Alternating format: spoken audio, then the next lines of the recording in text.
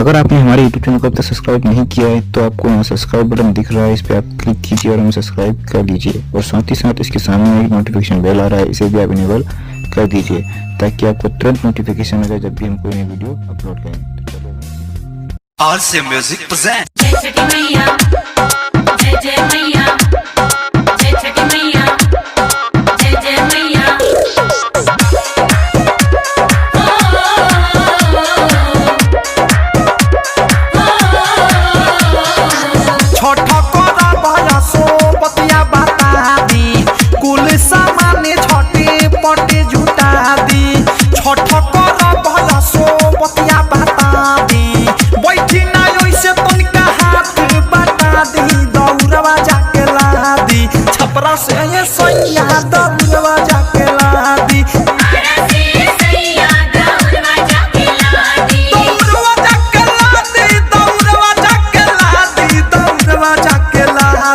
बोलिया से ये सोनिया दौड़वा जाके लादी मोतिहारी से सैया दौड़वा जाके लादी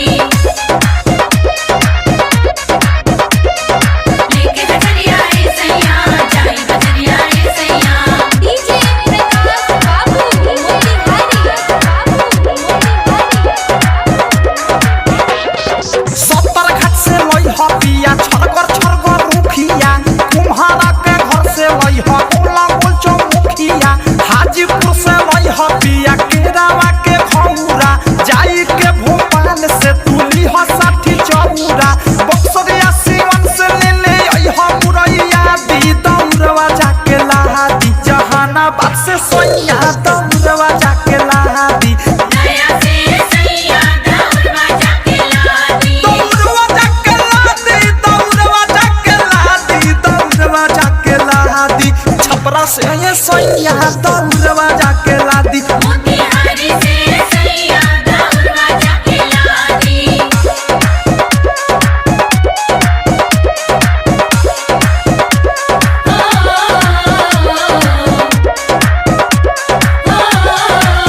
पटना देवरिया से लई ह सुनर फालावा मौआ गोपालगंज से जोड़े नाडिया लावा जाई के मुजफ्फरपुर से लई ह सुनर फालावा बेतिया सुगौली से जोड़े नाडिया लावा सीतामढ़ी किनी ह खजुरिया पड़े शादी दौड़वा जाके लादी शिवहर से ये सैया दौड़वा जाके लादी मधुबन से सैया दौड़वा जाके लादी दौड़वा जाके लादी दौड़वा जाके लादी दौड़वा जाके लादी छपरा से ये सैया दौड़वा जाके लादी मोतिहारी से सैया दौड़वा जाके लादी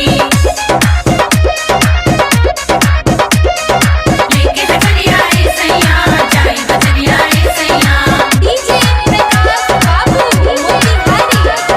जय जय मैया जय जय मैया ढाका खुरा सोहन से ले आई ह सुपावा जाई के चिरैया ली ह 1 किलो धुपावा जाके रंग सौल से ले आई ह सुपावा छावरा दोनों जाके ली ह 1 किलो धुपावा बीक की विशाल प्रेमी अवधेश बता दी दौड़वा जाके लादी बुर्मिया से ये अनुराग दौड़वा जाके लादी महुआही से ये प्रकाश दौड़वा जाके लादी दौड़वा जाके लादी दौड़वा जाके लादी दौड़वा जाके लादी नेपाल से ये सोनिया दौड़वा जाके लादी नौनौरा से ये मुकेश दौड़वा जाके लादी। डाउनलोड कीजिए RCM music official app play store से। RCM म्यूजिक के सारे ऑडियो वीडियो डाउनलोड करने के लिए